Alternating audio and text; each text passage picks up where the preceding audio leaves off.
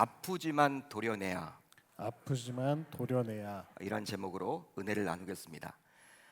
2014년도 여름에 저는 8박 9일의 일정으로 인도에 단기 선교를 다녀오게 되었습니다. 제가 단기 선교를 여러 군데를 다녀봤지만 인도만큼 힘든 곳은 참 없는 것 같아요. 무슬림 국가들도 좀 편했습니다.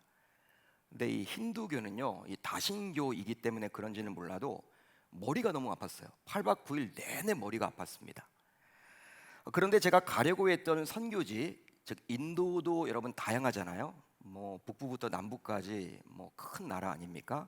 그러다 보니까 제가 당시 가려고 했던 선교지가 말라리아 모기가 많은 곳이었습니다. 그러다 보니 사전에 단기 선교 팀원들은요, 몇 주 전부터 선교부 내 의료팀에게서 처방받은 약을 복용하게 되었어요. 큰 교회다 보니까 이렇게 의사 선생님들이 그 선교부 내에 있었습니다. 각 과마다 선생님들이 다 계셨고 약사도 있었고 간호사도 있었고 수십 명이 이렇게 다 포진을 해 있죠. 약을 처방을 해주셨어요. 바로 말라리아를 예방하는 약이었는데요. 그런데 그 약이 저에게는 너무나도 독했어요. 평소 강제약만 먹어도 몸이 축 처지며 부대끼는 체질이다 보니 저는 아파도 웬만하면 약을 잘 먹지 않습니다. 약을 잘 먹지 않아요. 해독을 좀 잘 못하는 것 같아요, 체질상. 그러다 보니까 아프면 그냥 주사를 맞지 먹는 약은 잘 먹지 않습니다. 그런데 일정한 간격으로 복용했던 말라리아 예방약은 당시 저의 몸에는 잘 맞지 않았던 것만 같았어요. 즉 한동안 몸이 무겁고 컨디션이 너무 좋지 못하는 거예요. 막 어지러운 거예요. 메스꺼운 거예요. 막 하늘이 노랗게 보는 거예요. 맨날 며칠 동안. 하지만 예정된 선교 준비로 너무나 바빴기 때문에 몸에 무리가 갔지만 쉴 수가 없었습니다. 뭐 당시 선교팀을 다 이렇게 이끌고 가야 하기 때문에 모든 것들을 결정해 줘야 하기 때문에 뭐 쉴 여력이 없었죠. 결국 선교팀을 인솔하고 인도에 가게 되었고, 그 인도에서 그 땅을 향한 예수님의 마음을 잘 알고 또 수많은 그러한 은혜를 제가 경험하고 오게 되었습니다. 또 척박한 곳이었지만 그곳에서 예수의 향기를 드러내면서 열심히 헌신하시는 선교사님들을 바라보면서 야, 참 대단하구나. 나는 이렇게 하지 못하는데 참 얼마나 힘들까. 이런 생각을 하고 제가 돌아왔습니다.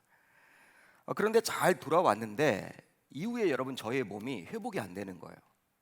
너무 피곤한 거예요. 물론 평소에도 사역으로 항상 바빴기 때문에 언제나 피곤을 달고 살았습니다. 그렇지만 잘 먹고 그냥 하룻밤 잘 쉬면요, 다음날 새벽에는 그냥 일어나는데 아무 지장이 없었어요. 그동안은 피곤해도 잘 이겨낸 거죠. 건강 체질인 거죠. 그런데 이번에는요, 휴가 기간 내내 잘 쉬었음에도 불구하고 회복이 잘 되지 않는 거예요. 너무 힘든 거예요.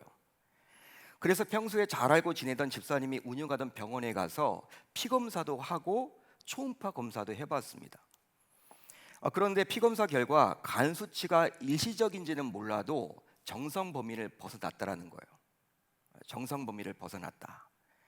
아마도 집사님께서는 그간 저의 사정을 너무나도 잘 아셨기 때문에 독한 말라리아 약을 복용하고 또 열악한 선교지에서 선교팀원들을 인솔하고 책임지는 사역을 하다 보니 신경을 많이 써서 간 수치가 일시적으로 올라갈 수 있다라는 이야기를 하셨습니다.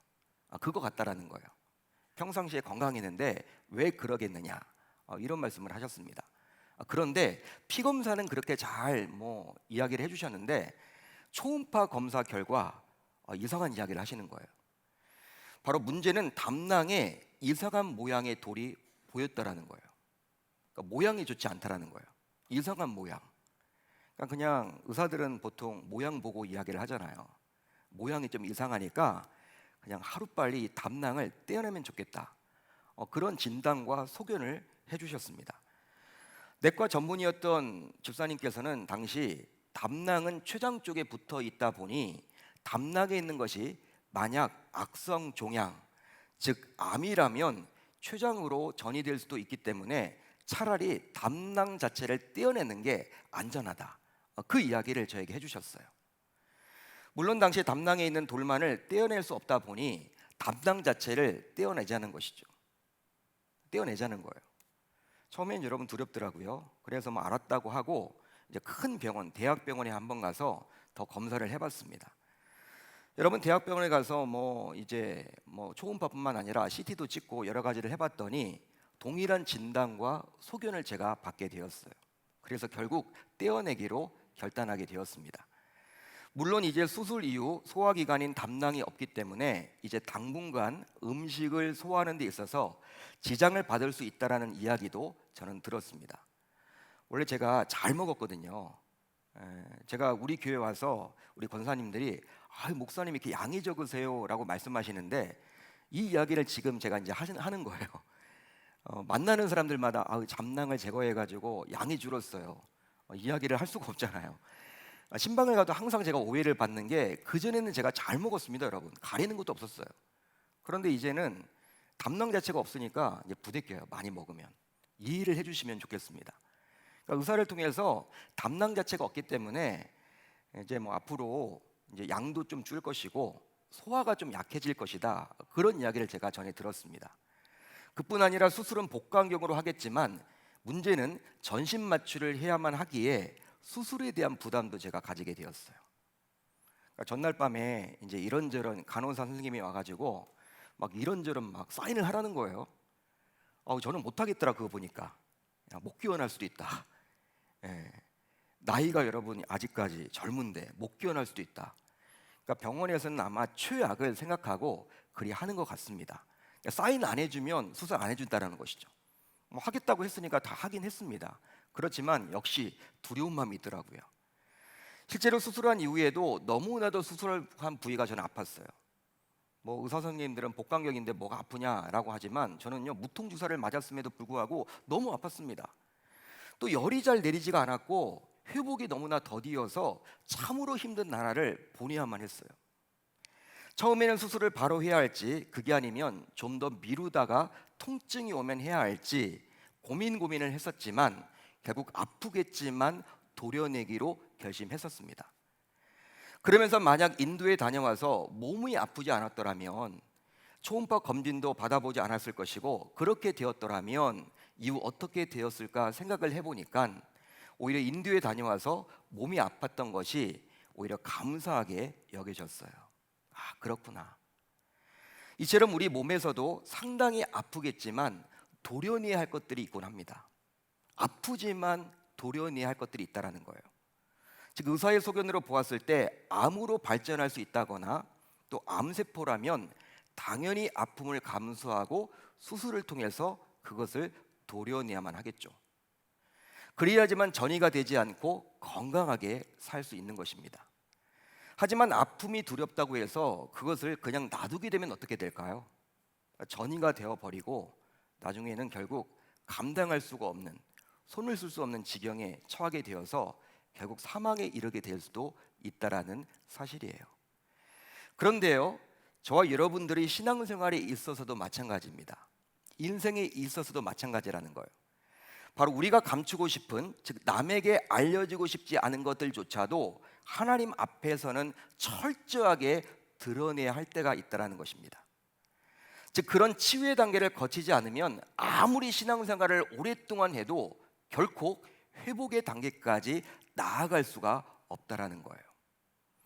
그래서일까요? 보통 대형 교회에서 제자 훈련 과정 가운데 있는 내적 치유 세미나가 있습니다. 보통 내치라고 하죠. 내적 치유 세미나. 이렇게 제자 훈련 과정 가운데 있는데요.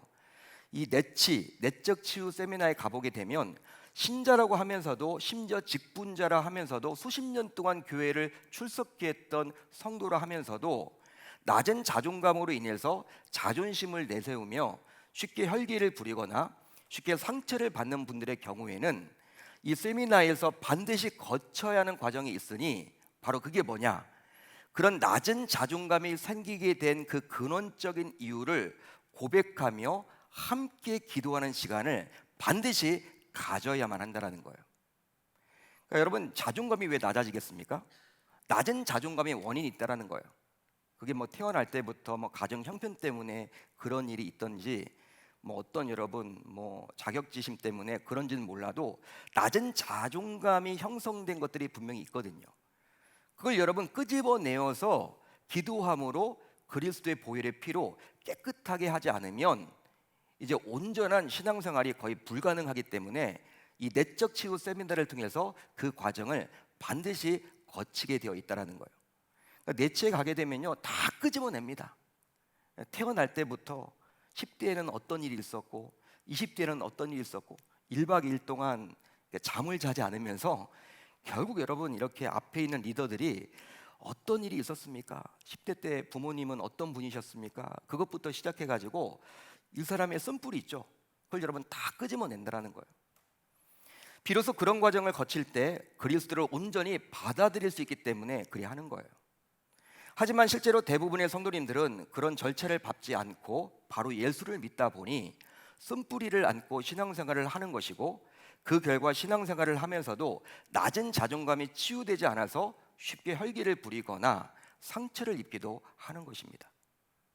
여러분, 신앙생활을 오랫동안 했는데 욱하는 성질이 있어요. 그런 분들이 캐릭터들이 있습니다. 그냥 여러분 예수만 믿은 거예요. 예수만.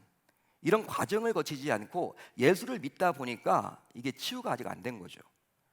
한마디로 성숙한 신앙생활을 하지 못하게 되는 것입니다. 너무나 안타깝죠. 그래서인지는 몰라도 오늘 말씀을 보게 되면요, 이제 말씀 안으로 들어가 볼까요? 말씀을 보게 되면 예수님께서는 사마리아 여인이 감추고 싶어 했던 문제를 일부러 고의적으로 끄집어내죠. 아마도 사마리아 여인의 입장에서는 이 문제만큼은 말하고 싶지 않았을 거예요. 이 문제만큼은 꺼내고 싶지 않았을 거란 말이에요. 어쩌면 이 기도에 나와서 말씀을 듣는 여러분들도 담임 목사에게조차도 감추고 싶은 기도 부탁하고 싶지 않은 것들이 분명히 있을 것입니다. 있겠죠, 여러분. 담임 목사면 그래도 여러분들을 위해서 기도하기 위해서 존재하는 목회자 아닙니까? 여러분들의 영적인 상황들을 다 알아야 하는데, 목사님한테 이거를 내가 얘기해야 되나, 참 부끄러운데, 여러분 이렇게 얘기하지 못하는 경우들이 있겠죠. 예수님께서는 이 여인에게 생수인 성령에 의존한다면 지금까지 그가 안고 씨름하던 고통에서 자유할 수 있다라는 약속을 해주셨습니다.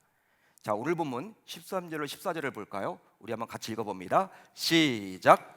이 물을 마시는 자마다 다시 목마르느니와 내가 주는 물을 마시는 자는 영원히 목마르지 아니하리니 내가 주는 물은 그 속에서 영생하도록 솟아나는 샘물이 되리라.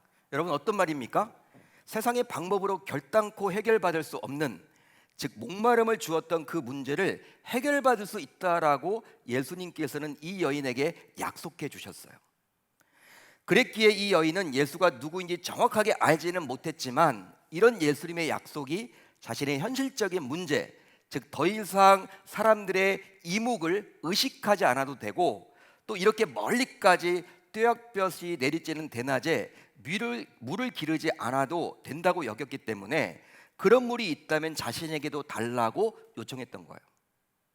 예수님은 지금 근원적인 문제를 해결해 주겠다라는 것인데, 이 여인은요 아직까지 그 단계까지는 가지 못하고 예수님이 어떠한 분인지를 몰랐기 때문에 그냥 자신의 현실적인 문제, 이 문제를 해결함 받고자 그 물을 달라고 요구했던 것입니다. 예수님께. 여자가 이르되 주여 그런 물을 내게 주사. 여기에 나와 있는 주여는요 로드, 주님이란 뜻이 아니에요. 선생님, sir 이런 뜻입니다. 영어 성경을 보게 되면 여자가 이르되 선생님 그런 물을 내게 주사 목마르지도 않고 또 여기 물 기르러 오지도 않게 하옵소서. 힘들다라는 것이죠. 4km를 왕복하면서 여러분 정오 한낮에 더운데 그렇게 다녀야만 하는데 이거 너무 쉽지 않으니까 사람들의 이목도 있고 한데, 이제 그런 물, 목마르지 않은 물이 있다면 얼마나 좋을까? 그런 물을 달라고 지금 요구하고 있는 거예요. 그렇지만 생수를 둘러싼 예수님과 이 여인의 기대는 그야말로 동상이몽이었습니다.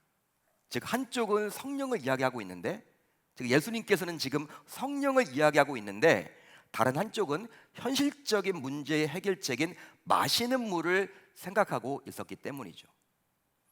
그런데요, 예수님께서는 갑자기 이 여인에게 이제 다음과 같이 말씀함으로 화제를 전환시켰습니다. 물 이야기를 쭉 해오다가 예수님께서는 갑자기 이 여인의 남편 이야기를 꺼냈어요. 오늘 보면 16절을 볼까요? 이렇게 나와 있죠. 가서 내 남편을 불러오라. 여러분 뜬금없죠? 계속 지금 물 이야기를 했습니다. 물 이야기. 그런데 갑자기 예수님께서 이 여인의 남편 이야기를 꺼내. 예수님께서는 물과는 아무런 상관이 없는 이야기를 꺼내셨는데 한마디로 자다가 봉창 두드리는 소리 같아요. 이게 뭐야? 이게 뭐야? 왜 이러지? 문맥이 잘 맞지 않습니다. 아마도 이 말을 듣는 여인은 놀라서 경악했겠죠. 그러면서 생수와 남편이 과연 무슨 상관이냐 막 따지고 들지도 몰라요. 화가 났을지도 몰라요. 여러분, 예수님께서 이 여인과 계속 좋은 관계를 맺기 원했다면 과연 이런 말씀, 즉 남편 이야기를 꺼낼 수 있었을까요? 그러니까 관계만 잘 이렇게 하기를 원했다면, 예수님께서 이 여인을 달래기만 원했다면, 여인의 기분을 맞춰서 예수 믿도록 하는 것이 중요하니까 그것만을 원했다면 잘 보여야 될 거 아니야.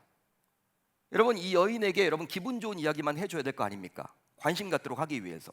근데 예수님께서는 갑자기 여러분 여자의 남편 이야기를 지금 꺼내서 좀 황당한 이야기를 해주고 있죠. 여러분, 남편 이야기를 어떻게 꺼낼 수 있겠습니까? 말이 안 되는 거죠. 관계만 좋게 한다면 아마도 불가능할 거예요. 하지만 예수님께서는 이 여인이 감추고 싶은 남편 이야기를 본격적으로 꺼내고 있어요. 그 이유는 바로 이 여인이 이 문제를 넘지 못하면 이 생수를 진정으로 맛볼 수 없기 때문입니다.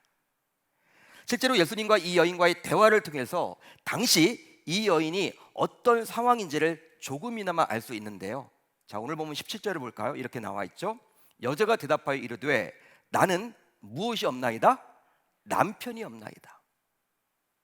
가서 내 남편을 데리고 와라 했는데 이 여인은요, 나는 지금 남편이 없다라는 거예요. 가서 남편을 데려오라는 예수님의 말씀에 이 여인은 자신에게는 남편이 없다라고 이야기를 합니다. 근데 거짓말한 건 아니에요. 맞는 말이에요. 지금 남편은 없어요. 살고 있는 사람은 호적에 올리지 못했던 것 같아.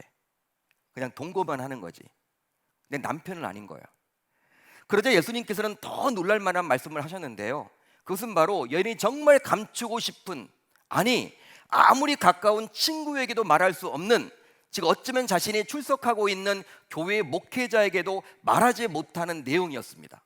그게 뭘까요? 예수께서 이르시되 내가 남편이 없다는 말이 옳도다.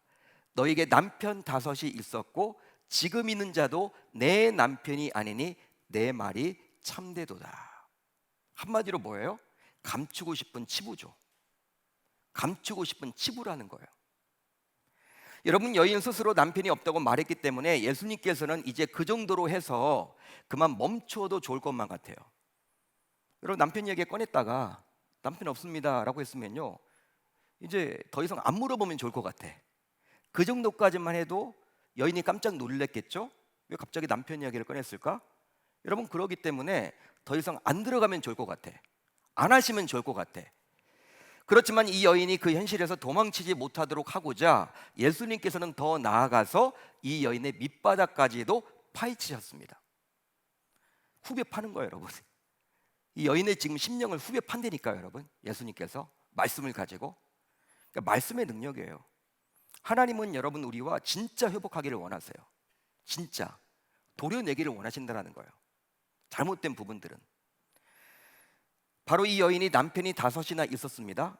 하지만 지금 살고 있는 남자도 남편이 아니라는 충격적인 치부입니다. 치부죠.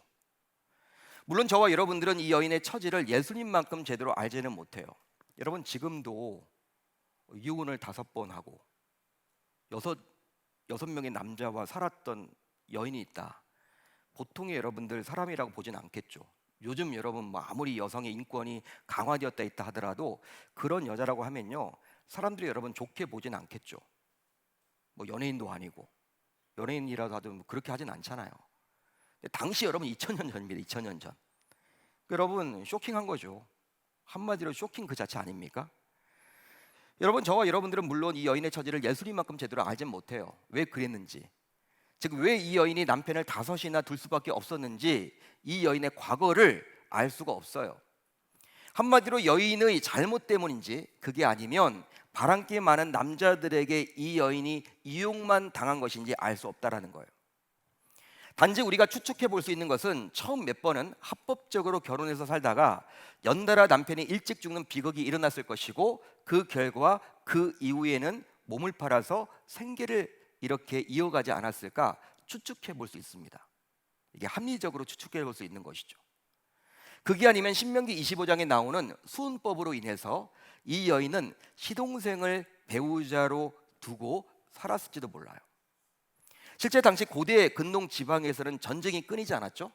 전쟁이 많이 일어났습니다. 그러다 보니 첫째가 전쟁에 나가서 죽게 되면요, 첫째 형의 형수와 둘째 동생이 결혼을 해야만 했어요. 종족을 번식하고자 하나님께서 그렇게 하신 거야. 근데 여러분, 유대인들만 그렇게 했던 것이 아니라 중동 고대 문화가, 근동 문화가 그리했습니다. 중동 근동 문화가 그리했다라는 거예요. 고대 근동 문화가. 또 둘째가 죽게 되면 어떻게 됩니까? 이제 셋째가 그 형수와 결혼을 해야만 했어요. 이렇게 했던 목적은 바로 대가 끊어지지 않도록 하기 위함이었기 때문에 여러분, 이 수혼법은 일명 계대 결혼법이라고도 불립니다. 계대 결혼법. 여러분, 이유가 어떻든지 간에 고대 사회에서 이 여인이 참으로 굴곡진 삶을 산 것임에는 틀림이 없겠죠. 여러분, 굴곡진 삶 아닙니까? 왜냐하면 아무리 그래도 남편을 5이나 바꾸어야만 했던 기구한 운명이었기 때문입니다. 뭐 한두 명은 그럴 수 있다 쳐도 5명이나 그렇게 된다는 것은요, 보통의 여러분 일이 아니죠. 즉, 지금 살고 있는 자들까지 포함한 6명의 남자와 삶을 살고 있었으니 여러분, 기구한 운명임에 틀림이 없죠. 보통의 여러분 사람이 아니죠. 요즘 같으면 인생극장에 나올 만한 스토리를 가지고 있는 사람임에 틀림이 없어요. 그러기에 당시 이 여인에 대한 말들을 사람들이 함부로 했겠죠. 여러분, 사람들은요 말을 막 함부로 하잖아요. 이 말 막 하잖아요. 따라서 이 여인을 바라보는 수가성 주민들의 따가운 시선을 피해서 이 여인은 물을 기르러 사람들이 다니지 않았던 한낮에 우물을 가서 물을 길렀던 것입니다. 다른 이유가 없어요. 사람들이 자꾸 자기 이야기를 하니까, 그거 듣기 싫으니까. 지나가면 자기 이야기는 다 알잖아. 뻔하잖아요, 여러분들. 여러분, 그 사람들과 이렇게 접촉하기가 싫은 거예요. 실제로 이 우물은 야곱의 우물로서 역사적인 유래가 깊었던 우물입니다. 따라서 2000년 이상 사람들이 사용했던 우물이었어요, 당시. 예수님 당시까지 무려 2000년 동안 우물이 이렇게 이용했던 우물이었습니다. 유래가 깊은 우물이죠. 하지만 지난 2000년 동안 많은 사람들이 사용했지만 결코 마르지 않았던 우물이었습니다. 그러나 이 우물조차도 숨기고 싶은 과거가 많은 이 여인의 진정한 갈증을 결코 해소해 주지는 못했다라는 거예요. 그래서일까요? 예수님께서는 바쁜 공생의 사역 중에서도 사마리아 땅까지 들어와서 우물가로 이 여인을 찾아와서 이 여인의 과거 수치를 드러내 주므로, 과거 치부를 드러내 주므로 이 여인을 온전히 치유해 주고자 했던 거예요. 하지만 오늘 말씀을 보면요, 예수님께서는 이 여인을 결단코 정죄하지는 않습니다. 정죄받아 마땅할 여인이었는데 정죄하지 않았다라는 거예요. 물론 먹고 살아가야 했기에 도덕적으로 문제가 많았거나 죄를 지었거나 했겠지만, 그래도 엄밀하게 말하면 율법을 어기고 정죄받아 마땅한 죄인이었지만 예수님께서는 이 여인을 결코 정죄하지 않았다라는 거예요. 이것은 바로 요한복음 8장에 나오는 음행하다 현장에서 잡혀온 자에게 예수님께서 끌려온 이 여인을 정죄하지 않으신 것과 마찬가지입니다. 여러분, 요한복음 8장을 보면요, 음행하다가 현장에서 잡혀온 여인이 있었어요. 여러분, 사람들이 왜 이 여인을 예수님께 끌고 왔냐면 예수님을 시험하고자 함이에요. 근데 예수님은요, 이 여인을 정죄하지 않습니다. 여러분, 죄는 미워하지만 이 사람을 정죄하지 않았다는 거, 하지 말라고 그랬죠. 다시는 이제 그런 짓을 저지르지 말라라고 이야기하셨지, 이 여인 보고 여러분 왜 그랬느냐라고 하면서 막 따지고 들진 않았다라는 거예요. 그 이유는 바로 예수님께서 이 여인을 정죄하기 위한 목적이 아니라 치유하고자 했기 때문이에요. 치유하고자 했기 때문에 여러분 그리 한 것이죠. 그러니까 우리 주님은 정죄하기 위한 목적이 아니라는 거예요. 치유하기 위한 목적이죠. 그렇습니다. 예수님께서는 이 여인이 감추고 싶었던 과거, 즉 수치를 끄집어내서 그로 인해 생긴 아픔과 상처를 온전히 치유하고자 했던 것입니다. 그런데 이것은 사탄의 전략과는 180도 달라요. 사탄의 전략과는 180도 다르다는 거예요. 예수님의 방법과 사탄의 방법은 180도 다릅니다. 실제 사탄은 우리의 허물과 죄를 오픈하지 않게끔 합니다. 여러분, 우리의 죄와 허물을 오픈하지 않도록 해요. 그냥 입 딱 다물고 있어요. 하나님 앞에서조차도. 그래서 결국 곱게 해서 우리를 망가뜨리려고 하죠. 여러분, 곰게 되면 이제 큰일 나는 거잖아요. 하지만 예수님은 곰기 전에 아프더라도 도려내사 치유해 주십니다. 여러분, 만약 이 여인이 남편 이야기를 묻어두고 예수님과의 대화 속에서 믿음이 성장해서 예수를 믿게 되었다고 칩시다. 만약에 여러분, 남편 이야기를 묻어두고 예수님과의 대화 속에서 믿음이 성장해서, 믿음은 들음에서 나잖아요.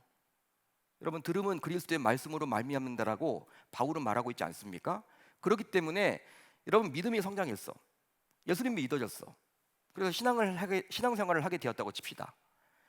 여러분, 물론 그런 믿음이 생기기까지 하나님께서 은혜를 주신 것이죠. 그걸 저는 부인하고자 하는 건 아니에요. 하지만 예수를 믿게 된 이후에도 아직 해결받지 못한 쓴뿌리로 인해서 이 여인은 쉽게 자신을 오픈하지 못하고 여전히 얼굴은 어둡고 물도 한낮에 홀로 기르러 다녀야만 했을 것이라는 거예요. 자유함이 없는 거죠. 예수님을 믿는다고 했지만 이 쓴뿌리가 해결받지 못했기 때문에 믿음이 있는 척은 하지만 여러분, 변화가 없는 거예요. 어떤 변화가 나타나지 않는 거예요. 기존처럼 한낮에 그냥 우물을 홀로 길러 다닐 수밖에 없는 것입니다. 마치 하나님을 믿지만 아직까지도 온전히 치유받지 못한 쓴뿌리로 인해서 삶에서 어떤 변화도 나타나지 않은 신자처럼 말이죠. 혈기를 부리고, 그리고 상처도 쉽게 입고, 여러분, 이런 것처럼 말입니다. 그러기에 예수님께서는 주도권을 가지고 이 여인을 만나면서 이 여인을 온전히 치유하고자 이 여인의 쓴뿌리를 들추어내므로 이 쓴뿌리를 믿음으로 잘 이겨내도록 해주셨다라는 거예요. 그것이 바로 성숙한 신앙생활이기 때문입니다. 믿으시면 아멘. 믿으시면 아멘. 따라서 신자인 저와 여러분들 모두 하나님 앞에서는 어떤 과거, 어떤 숙취, 어떤 치부가 있든지 간에 오픈해서 기도함으로 우리 주님께서 주시는 치유를 몸소 경험해야 할 줄로 믿습니다. 여러분, 한 번 정도는요, 진짜 여러분 기도원에 들어가시든지 아니면 금철에 나오시든지 새벽에 여러분 시간을 가지고 나오시든지 하나님 앞에 이 문제를 여러분 가지고 해결하셔야 돼. 이 쓴뿌리를 가지고 있으면요, 치부를 가지고 있으면 하나님한테도 여러분 숨기고 있는 것이 있으면요, 이거 해결하지 못하면 예수를 수십 번 믿어도, 아니 수십 년 믿어도, 직분자라 하더라도, 모태신앙이나 하더라도, 성경은 여러분 달달 외우는 자라 하더라도 여러분 성숙한 신자로서 살아갈 수가 없다라는 거예요. 안타까운 현실이죠. 이제 말씀을 정리하겠습니다. 신자인 우리가 좋아하는 성구 중에서 에레미야 29장 12절 13절이 있는데요, 저도 참 좋아하는 구절 가운데 하나입니다. 우리 한번 같이 읽어볼까요? 시작. 너희가 내게 부르짖으며 내게 와서 기도하면 내가 너희들의 기도를 들을 것이요 너희가 온 마음으로 나를 구하면 나를 찾을 것이요 나를 만나리라. 아멘. 여러분 어떻습니까? 은혜롭죠? 너무 은혜로워요. 너무 은혜로운 것 같아. 우리는 이 말씀을 붙들고 힘든 문제 앞에서 하나님께 기도하죠. 이 말씀 붙들고 기도해야겠다.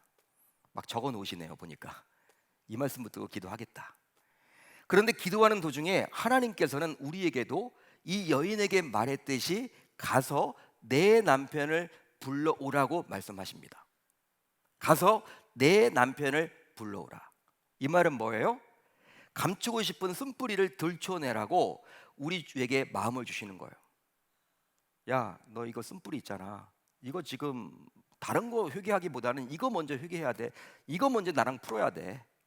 이거 풀지 않고 네가 아무리 뭐 구한다고 해도 뭐 구해서 응답 받아도 그건 그때뿐이야. 진짜 이 쓴뿌리를 해결해야 돼.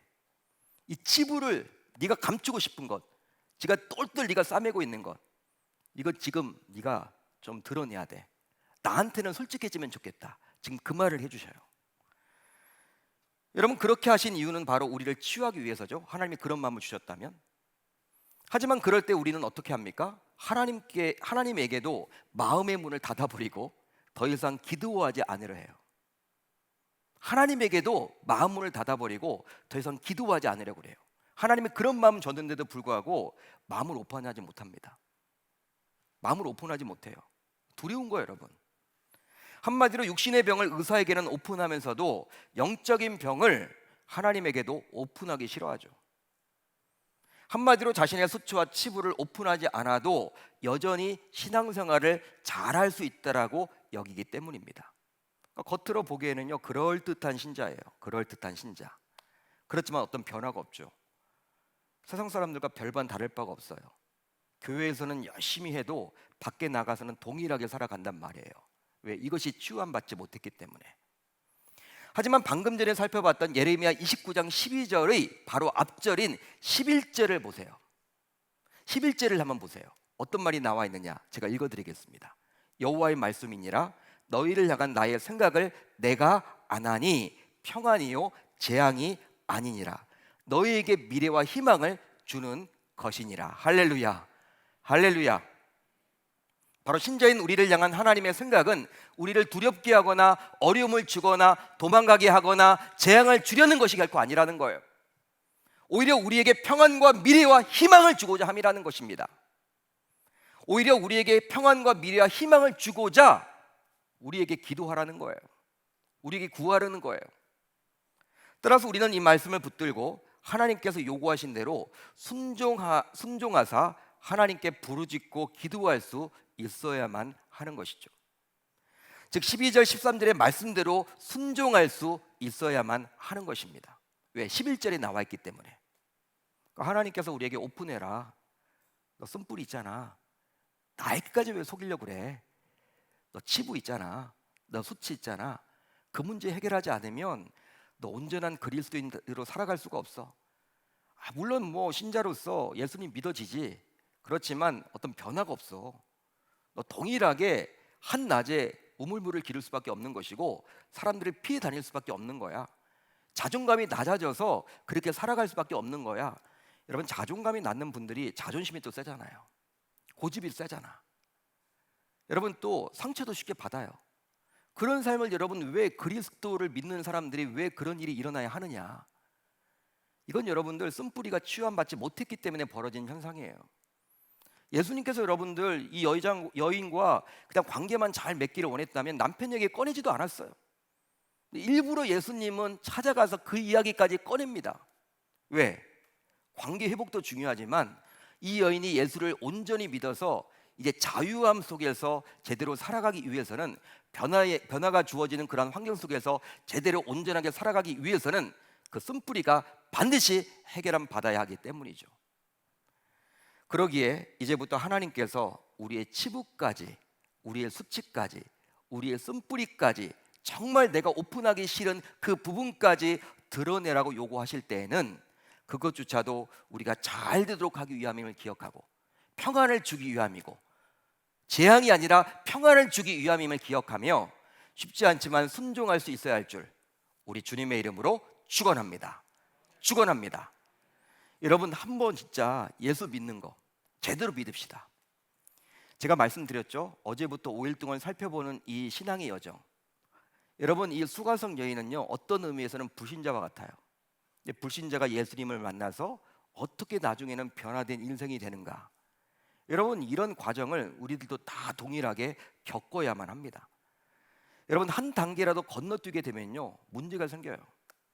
문제가 생깁니다. 예수님이 어제 찾아오셨어요. 그리고 여러분 물 이야기를 하십니다. 또 성령 받아야 돼. 그렇지만 아직까지도 이 여인은 성령이 뭔지도 잘 모르고 현실적인 문제 때문에 그 물을 달라고만 하죠. 여러분 그렇게 끝나지 않아요. 그렇게 만나주시지 않습니다. 예수님께서는 갑자기 뜬금없이 남편 이야기를 꺼내서 자칫 잘못하면 여러분 막 불안불안하죠. 우리가 성경 말씀을 읽어보면요 이 여인이 막 삐져가지고 도망치는 것 아닌가, 막 화를 내는 것 아닌가, 예수님께 폭발하는 것 아닌가. 저는 여러분 성경을 보면서요 막 그럴까봐 여러분 조마조마하더라고.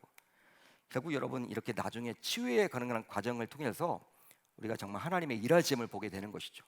그러니까 저와 여러분들의 모습임을 깨닫고 한 단계라도 건너뛰지 마시고 오늘 이 밤 여러분들이 가지고 있는 치부, 수치, 쓴뿌리 그 무엇이든지 간에 하나님께서 여러분들에게 그것을 요구하신다면 여러분들이 기도하는 가운데 하나님 앞에 그것을 부르짖고 기도하는 가운데, 토설하는 가운데 여러분들이 깨끗함 받는 저 여러분들이 다 되셔서 정말 이 땅을 살면서 자존감이 낮아서 혈기를 부리거나 또한 쉽게 상처받는 인생이 아니라 넉넉해지는 여유 있는 삶을 살아갈 수 있기를 우리 주님의 이름으로 축원합니다.